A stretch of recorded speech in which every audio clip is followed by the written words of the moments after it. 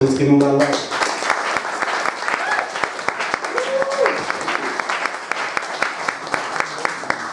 This first one, when I read it to myself, I hear it in a drunken slur. So I'm going to attempt to start it that way. It's going to be challenging probably because I'm sober and I'm in a terrible cold. So. Raymond Carver is dead. And so is good poetry. Unless you count the scribbles of a few sleepy saints, the good intentions of the brokenhearted, and the ghosts of Leopold Bukowski. But if I can bleed ink or drop tears onto this rough page, if I can capture a bit of love or sadness or rage, if I can describe the color of a lifeless, bland image, then it deserves to be written, and I will write it, because they can't. But they would, and that is reason enough for me.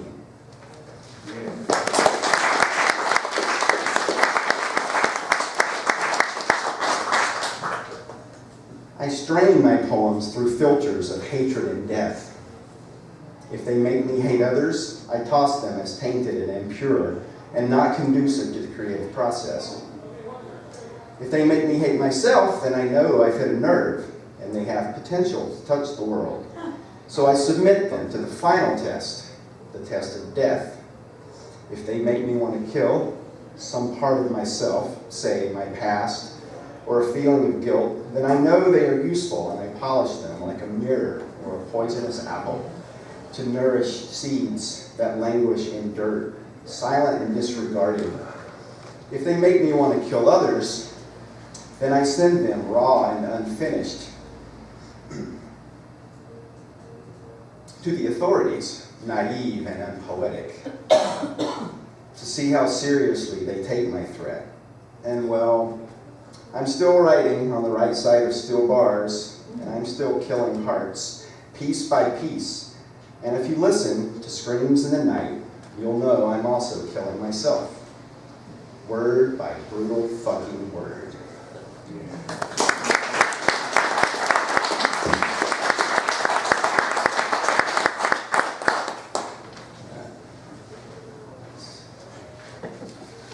This one is, I had a friend whose husband died of lung cancer a few years ago, and I wrote this about him in an attempt to be from her point of view. So it might be a little weird. This is for Phil. I want to know if the world tried, while we cried, to bring color to a night that insisted on blackness. Tubes circled your head in gray, and I have to say, it was all I'd seen outside myself for days. I never had to chase your pleasure. It was always there, but somewhere a limit was placed on the life we took for granted. Shadows cracked like dryness along a sinister veil, and I felt the trail of your resigned finger on my cheek. And I offered solace in a form that never took, as your poisoned lungs shook, counting down a race between grace and doom. Then when it stopped, I marveled at the silence that wrenched in violence. My gut that once held your child and our secrets. Suddenly I alone was left to preserve the shattered reserve of a young love that never grew old. And as you lie smiling in a peace unreal, our roses bloom still, prideful petals of a color only we know.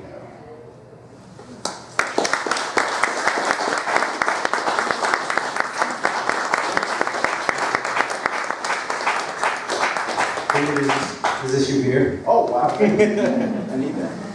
Don't forget that.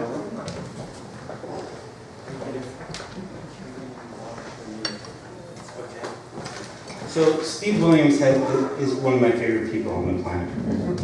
So he needs to give me a moment. Steve did something that many poets don't know how to do, which he wrote a very short bio. I'm going to read that to you in a moment. First, I just have to tell you a couple of things. Most valuable player, as I said. He and Constance hosted one of the great readings that we've had. It's not there, but I hope that it will grow again at some point, called Figures of Speech and In Other Words books. I know that some of you made it to that, and that was fantastic. The two of them are just really, really active and really great supporters of poetry, and since I'm someone that tries to support poetry wherever I find it, I can look to Steve and Constance as models of a way to do that with grace and good humor, and not pissing off too many people in the process. Yeah. Steve hasn't pissed off too many people that I know about, but I'm working on it. yeah. So if you're submitting work to publications, you might take Steve's bio as a model for how to do this. It's brief, which is cool. Steve Williams works in Portland, helping those who have barriers to employment find jobs. He lives with a lovely woman who writes and edits much better than he, but refuses to admit it. Please say hello to my friend Steve Williams.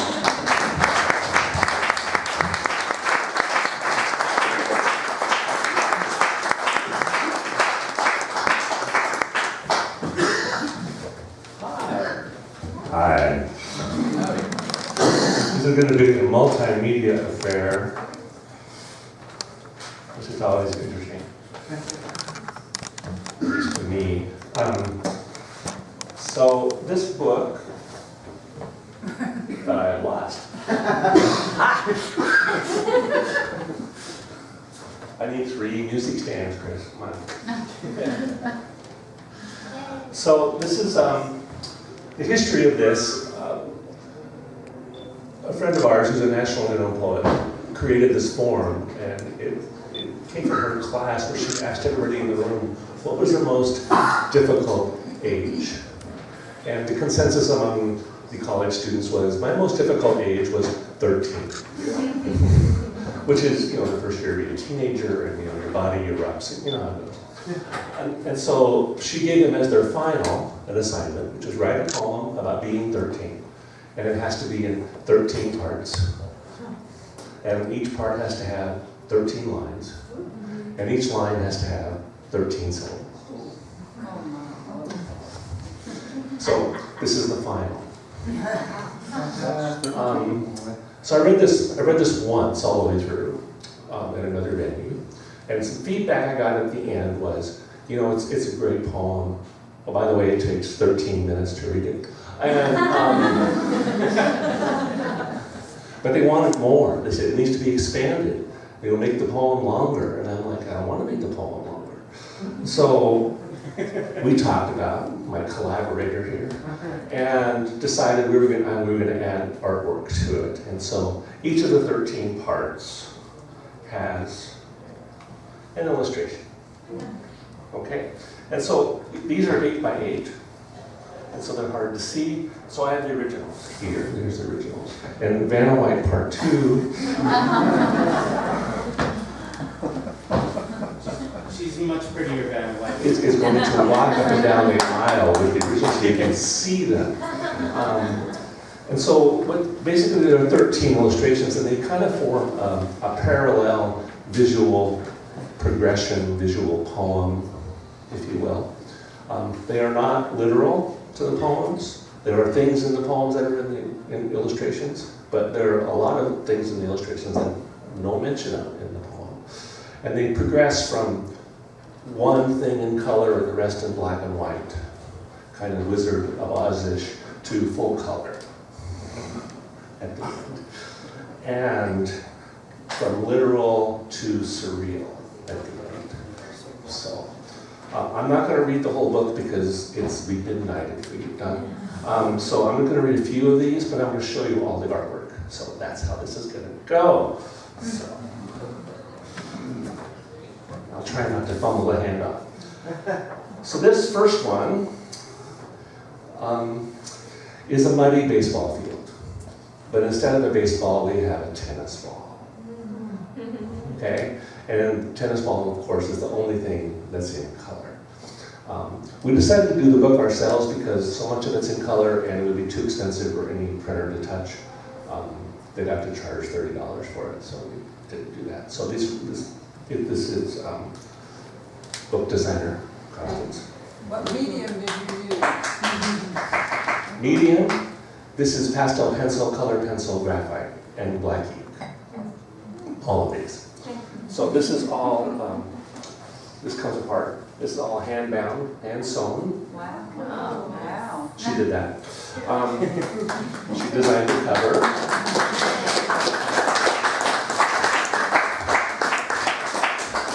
On the back of the book is something called prologue, and what this is another 13-line, 13-syllable poem, but it's one line from each of the poems inside. So there's 13 poems, 13 lines, one line from each. So almost in order, but not quite. Okay. So mathematical. I know. It's just, oh, and by the way, if you want to buy one of these, this is the price. $13. Okay. Holy shit. So when you decide to do artwork in this genre, you have to make them 13 inches square, which is a limitation if you want to draw really tiny things. And so this is also collage art because, hang on. You have to make things big and then shrink them. Wow. Okay? So otherwise you couldn't draw a Creamettes thing or have just a radio on the 13 by 13 original and have it like be anything. So this one's coming up. So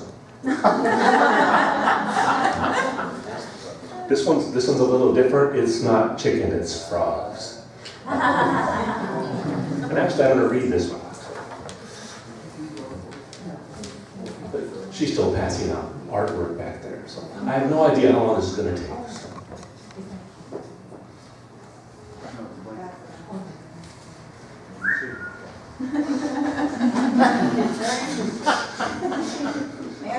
These will be available later for viewing. So this is the third one.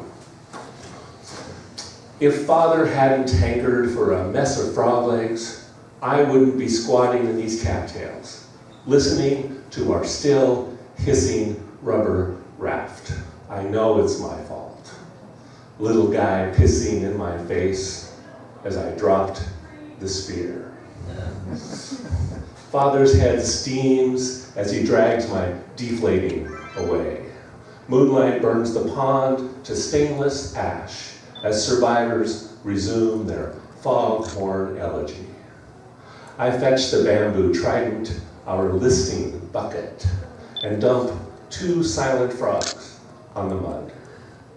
Our truck roars, growls, then fades. I am marooned.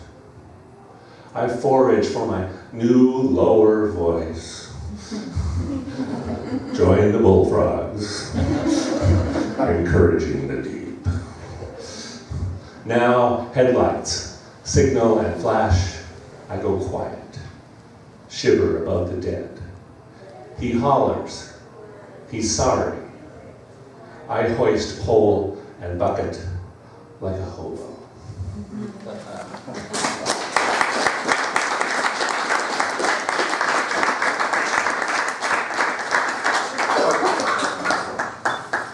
Full-size bucket. This is a king-size bucket, and then a small bucket. And you had to draw around the corner. And the frog was supposed to be Kilroy. Remember Kilroy? Kilroy was here. 2 little eyes over there. Yeah. Steve, I can't remember, did they do the drawings too? Who was they? Each student? No, these are all mine. Oh, no, that's right, there you are. You're good. Okay. So that's Kentucky Fried Frogs. Because after this, I think my mother said, you should have just went and bought chicken. But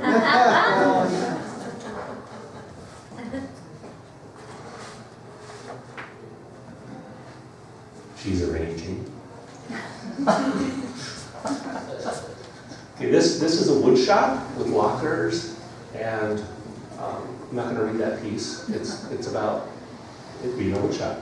But there's one thing out of place in there, which is a feather boa. So,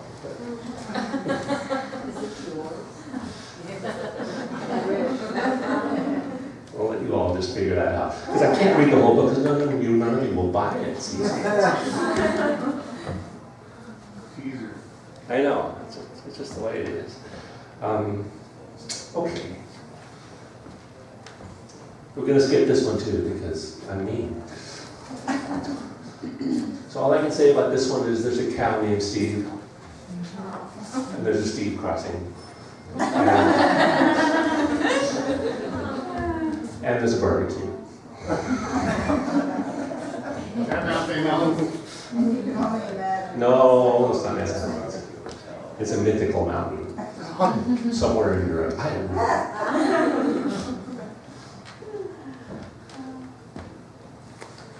Is this working? You guys can see it all? Okay. You all still awake? Want to stand up? I have to fill time here while we walk up and down. Okay, this one I'm going to read.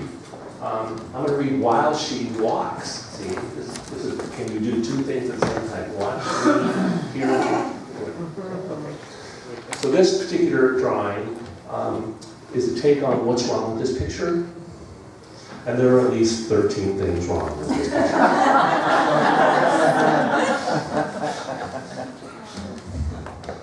Mom somehow convinces my father they can become foster parents to a kid from McLaren Prison Home for Boys. Was not my idea. Matt is 16. Can't wait to race our car. Marlboro dripping from his lip. Mom ignores us all, cooks him omelets, packs his lunch, washes his Levi's, pulls them from the dryer, inhales the rivets of him. Not even the marriage of Tide and Downey can lift out the radioactive blue from her cotton hands. Matt brings home Gwen, and they're dancing and smoking upstairs, his biker boots thumping the hardwood above Mom's bed. We are light, dark, and delicate, trapped by the spinning to each other, each drowning scream sucked out with the rinse water, our scalding skin pinned to the rim of the drum.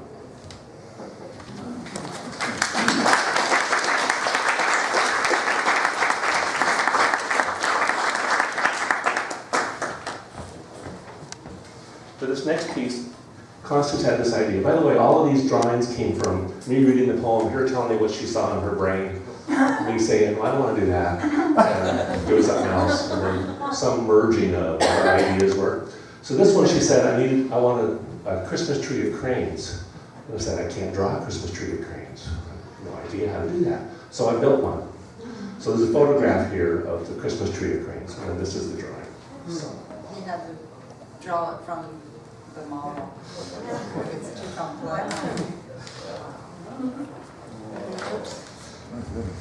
That's the origami crane tree that he made, and then there's the drawing. Wow. So this is a Christmas tree parking lot in front of Safeway that you will see. So. And I don't know where the Safeway is.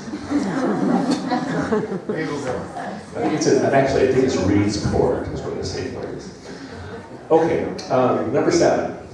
Takiko taught me how to fold a crane when she lived with us. Now she visits from college, sits on the floor, plays Beatles records over and over, copies down the lyrics. She's leaving home after living alone for so many years. She hangs a silver chain of cranes on our Christmas tree and reveals a secret. Each one keeps a single M&M in its belly. The weight of these flattened eggs prevents them from breaking the string and getting flight.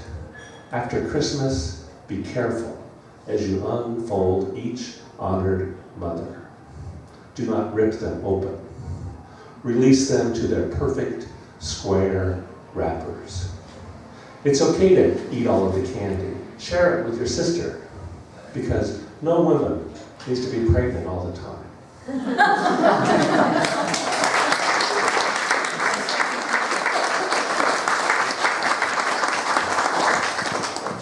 Who remembers Saturday morning cartoons? Oh, yeah.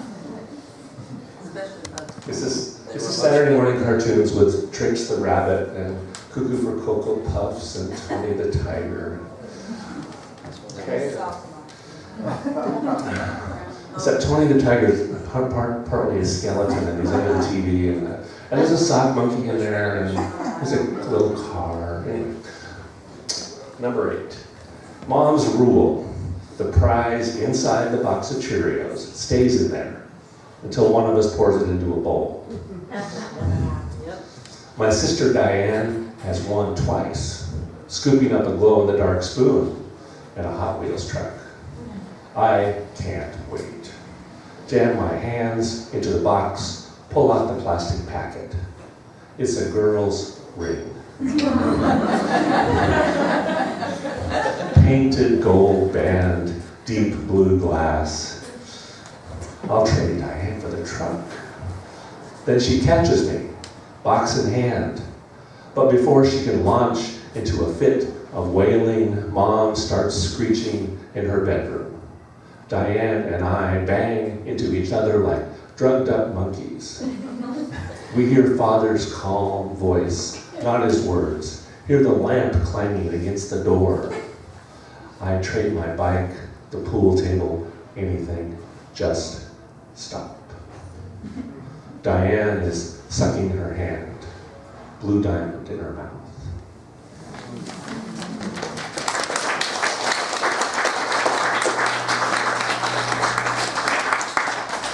So this is number 9, it's the last one I'm going to read. If you want 10, 11, 12, 13, well, you just kind of have to find it. So this is an actual album cover, portrait of Joan Baez. These are the actual songs on that album. The picture, however, used to be Joan Baez, and it isn't anymore.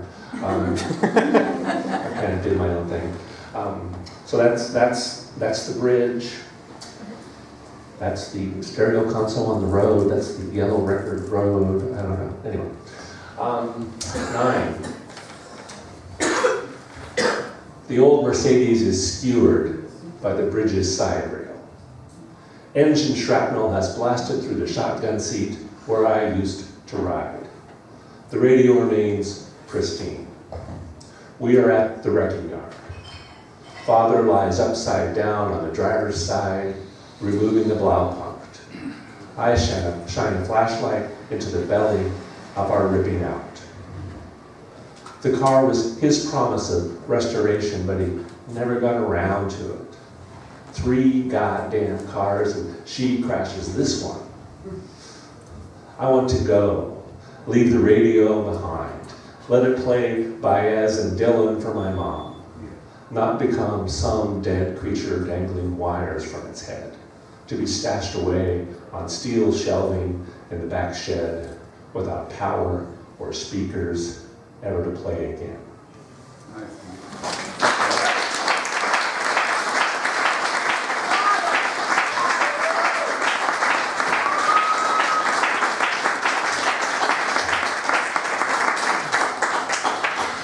So if you want to know what happens to Mom, this is a clue. This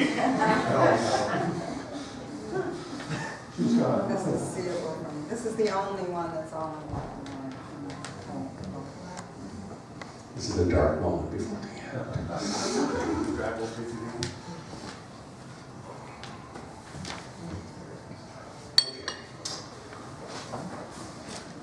The next one, if you've ever seen lightning photographed with an X-ray camera, it comes out in color. Kind of interesting. And so this is a bunch of X-rays on an X-ray viewer.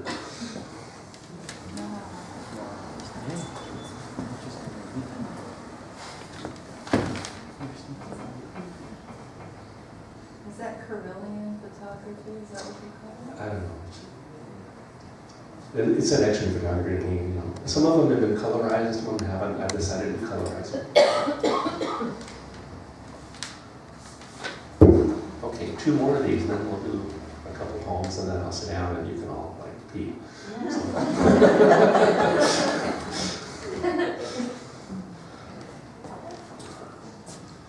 So Jansen Beach opened in 1928 and closed in 1970. It had the largest roller coaster on the West Coast for a long time. They called it Coney Island at the West. And also had a railroad. And so this is kind of a merging of that and Monopoly. Don't ask me.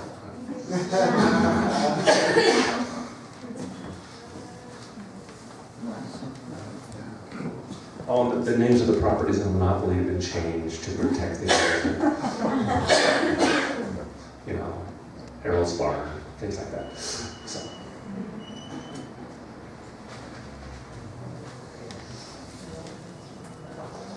Did you go as a kid during the 60s? No. Did not live here. I did. Well, there you go. My mom works for Jets. Oh, cool. Yes? How long did it take you to make each picture? Chronicle time, we're actually sitting down and doing it.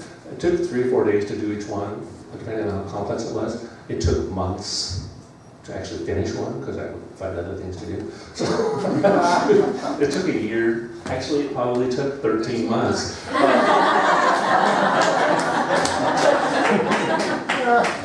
So this last one is a comic book, kind of 4-pane comic. It's the Adventures of Lawnmower Man. And the evil villains Ragweed and Crabgrass. Does that mean you've got 13 books to sell? No, we actually printed 100. But we kept copy number 13. It's ours.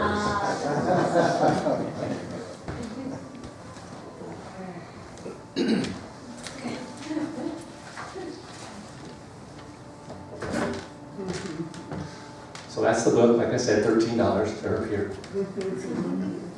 $14.09 with tax.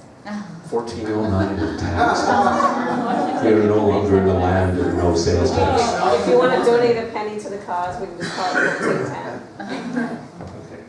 So I would be remiss if I didn't mention Ghost Town Poetry Volume 1, Ghost Town Poetry Volume 2. Thank you, Chris.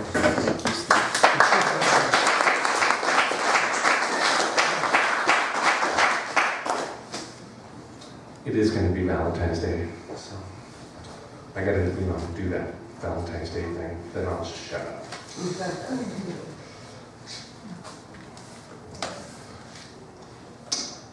This is the one poem they decided to put in this book of mine. It's called A Reuniting. It is the knife edge of Halloween and you will leave tomorrow. The chill of this coast invades your joints like mold, fills your lungs with moss. Your suitcase sways on the porch swing. Even the house seems to list, as if it were built of driftwood instead of deadwood.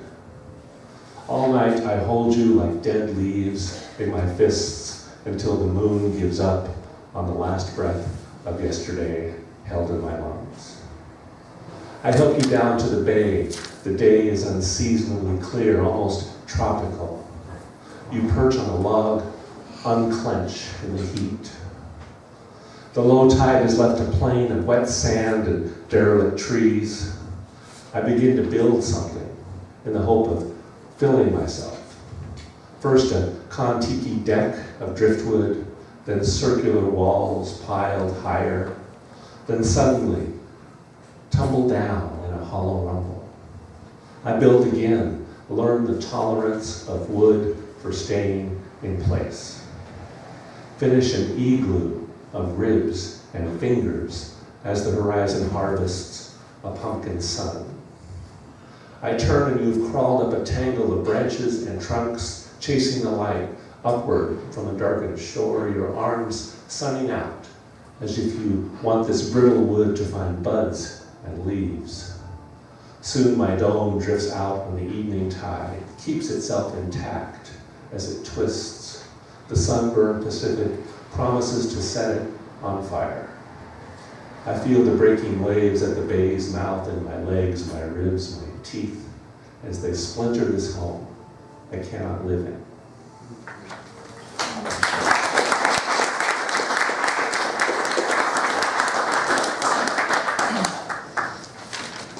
Thank you.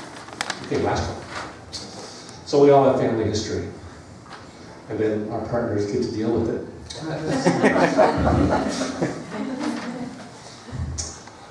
Shades. One grandfather's shadow is fresh tar on the roof outside my window. The other grandfather's shadow, a wind-up Indian with broken hands. My grandmothers are whiskey, radio, baseball, and a garden full of curio cabinets and canning jars. Corky, Blackie, and Sam are dog shadows warm under my blanket. My cat shadows all ran away. My father's shadow is the Wichita lineman, belted to every creosoted pole, spurs buried in the wood, listening to his own static. My streetlight shadows are spirographed around my shoes, each a different shade of black. These are my mother. As the sun falls into drowned ash, these shades fade into twilight. This is where we all used to hide.